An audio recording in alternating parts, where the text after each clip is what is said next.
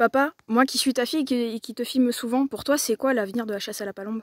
Mais tu vois, tu fais bien d'aborder le sujet, Camille, parce que l'avenir de la chasse à la palombe, malheureusement, il est un peu sombre. Alors pourquoi il est un peu sombre? Parce qu'aujourd'hui, les chasses traditionnelles sont attaquées par les écologistes. Mais en fait, tout ça, c'est du pipeau. Parce qu'en fait, le vrai danger de la chasse à la palombe, c'est l'environnement qu'il y a sur la décennie qui vient. Regarde ici, on a une palombière. Nous avons la chance d'être propriétaires. D'accord? Donc, on peut mettre une palombière parce qu'on n'a pas coupé les bois, parce qu'on est sur une zone de passage. Mais depuis les tempêtes de 99 et surtout de 2009 avec Klaus, eh bien, il y a beaucoup de palombières qui ont été détruites. N'oublie pas que dans les Landes, suite à la palombière suite à la tempête de 2009 avec Klaus, les Landes ont perdu 1000 permis. Donc, c'est 1000 chasseurs de palombes en moins. Ok? Aujourd'hui, pouvoir chasser la palombe, ça demande plusieurs paramètres. Un, il faut un bois. Si tu es propriétaire, ça va. Si tu n'es pas propriétaire, il faut louer le bois. Autrefois, tu installais une palombière et puis tu donnais 30 ou 40 palombes au propriétaire et puis l'affaire était réglée. Maintenant, c'est fini. Maintenant, le propriétaire, il te demande des espèces sonnantes et trébuchantes. Alors bien sûr, ce n'est pas l'équivalent du prix des locations, des tonnes qu'il y a dans la Somme et tout ça, mais aujourd'hui, lâcher entre 500 et 1000 euros l'allocation d'un bois, c'est normal. C'est normal. Deuxième chose, tu as un vieillissement de la population. Regarde Papy. Papy, dès qu'il a eu 75 ans, il ne pouvait plus tenir la palombière. Pourtant, c'est une palombière de taille moyenne. Mais il ne pouvait plus la tenir parce que du matin au soir, avec une vingtaine de pigeons et tout ça, c'est compliqué. Le fait de regarder tout ça, l'acuité visuelle et tout, c'est fatigant. Donc, c'est compliqué. Donc, comme la population aujourd'hui des chasseurs vieillit, bah, automatiquement, tenir une palombière pour des personnes âgées, c'est plus compliqué. D'autant plus que les jeunes aujourd'hui, soyons très clairs, ils ont tellement de hobbies. Ils font du tennis, ils font du foot, ils font du jeu vidéo, ils s'occupent de madame. Enfin bref, la chasse, c'est devenu un petit peu secondaire. Il y a vraiment aujourd'hui tout un tas de choses pour que les jeunes s'occupent, sans être forcément à la chasse. Donc tu vois, ça c'est un paramètre à prendre en compte. Ensuite, ce qu'il faut comprendre, c'est qu'une palombière, tu vois, comme celle-ci, ça demande de l'entretien. Alors, quand on construit une cabane, soyons très clairs, on a toujours une bande de copains, on est 4 ou 5, on commence à monter la palombière et tout ça. Déjà, la première année, on commence à 4 ou 5 et puis on finit tout seul.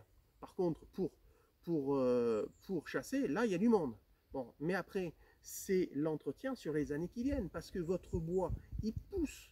Et du moment qu'il pousse, la forêt se modifie. Rien qu'ici, il y a 3 jours d'élagage. 3 jours d'élagage, c'est pas neutre. Ça demande des sous. Voilà. Ça demande ici un entretien de 8 mois de travail. C'est-à-dire qu'on commence fin janvier pour finir tout juste dans le rétro-planning à une semaine avant le début de la migration. Donc aujourd'hui, soyons très clairs, le temps dans une vie moderne, c'est compliqué.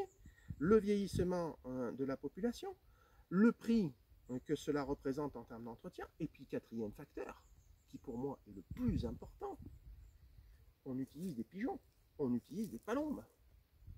Combien on a ici de gens qui chassent la palombe parce que papy et mamie ont encore une volière et ont une ferme et donnent à bouffer aux pigeons toute l'année. Et les gonzes, ils sont sur Toulouse, sur Bordeaux, et puis ils viennent chasser. Et quand ils viennent chasser, eh bien, il y a les pigeons, il y a les palombes, tout est fait.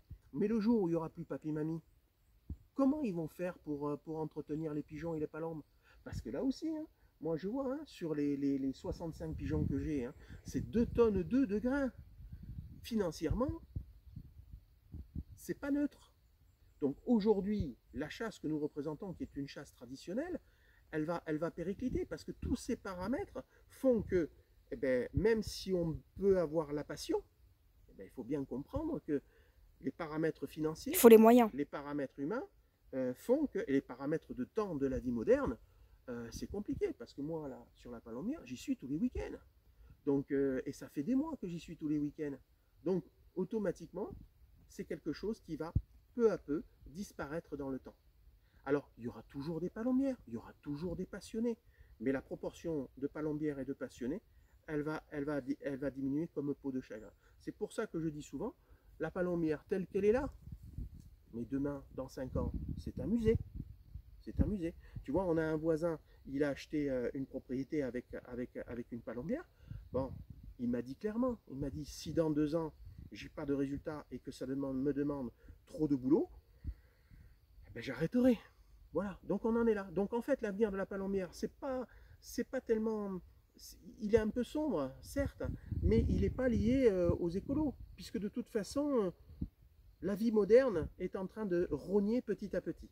Voilà. Alors, c'est une constatation, mais c'est une constatation que je vis depuis moi personnellement 20 ans. Et il est clair que des gens comme moi, des gens, tous les palomailles qui sont aujourd'hui, qui sont passionnés par ce qu'ils ont, tout ça, mais moi je leur dis à tous, hein, les gars, vous êtes les derniers des Mohicans.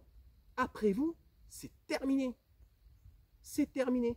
Parce que le coup de faire venir les potes, de faire venir la famille, que regarde-toi Camille, quand tu étais à la palombière, quand tu étais plus jeune, tu venais faire tes devoirs à la palombière, on mangeait avec mamie à la palombière qui a apporté le tout pain avec le rata et tout ça. C'était un lieu de convivialité, c'était fabuleux.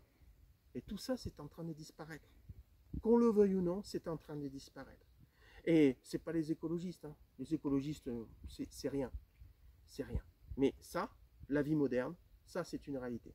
Alors, bien sûr, il y en a qui vont crier, qui vont dire que j'ai tort, que ceci, que cela. Eh bien, écoutez, regardez simplement autour de vous, hein. Des vrais passionnés, il y en a de moins en moins. Par contre, quand vous invitez quelqu'un à chasser la palombe avec vous, que vous venez, ah là, c'est sûr, il est là. Mais pour faire les travaux qu'il y a préalablement, tout au long de l'année, ne serait-ce que bêtement, la fougère, eh ben non, il n'y a pas grand monde. Voilà. Donc il faut vraiment qu'il y ait des passionnés. Et les passionnés, je sais que l'ensemble des gens qui me regardent et qui sont des passionnés de palombe, eh bien, se disent, mais oui, mais ce con, il a raison. Voilà. Allez, à très bientôt sur palombe.org.